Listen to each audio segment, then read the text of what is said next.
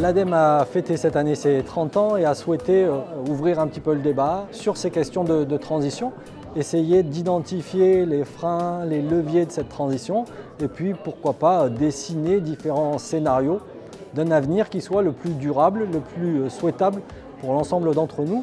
Et pour ce faire, on a invité toutes les forces vives du territoire.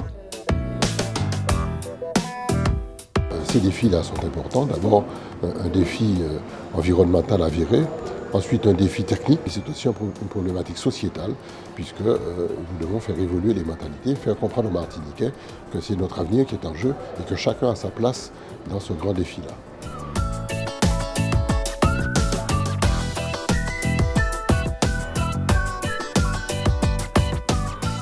Les territoires insulaires sont riches d'abord d'une culture et aussi d'un gisement potentiel d'énergie renouvelable qui permet d'atteindre des objectifs totalement ambitieux en matière de développement d'une part des énergies renouvelables et d'autre part de développement territorial. Cette transition écologique appellera de la formation, de l'information et tout ça c'est de l'activité sur un territoire et c'est ce qui va générer finalement de la dynamique à la fois économique, de la dynamique sociale et de la dynamique sociétale.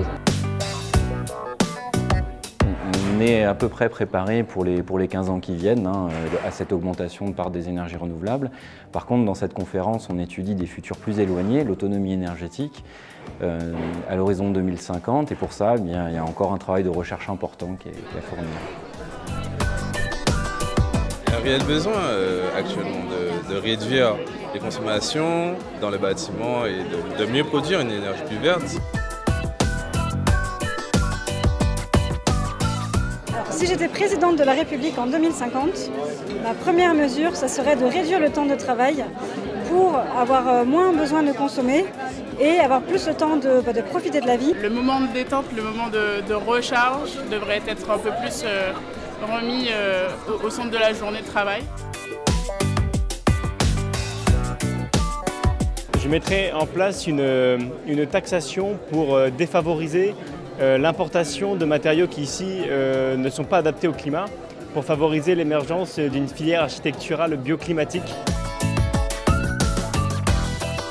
En 2050, on aura beaucoup moins de voitures sur la route, j'espère.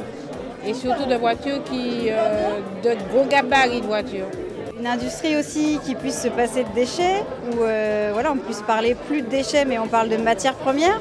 On aura compris qu'on a touché le fond et on sera en train de remonter pleine balle.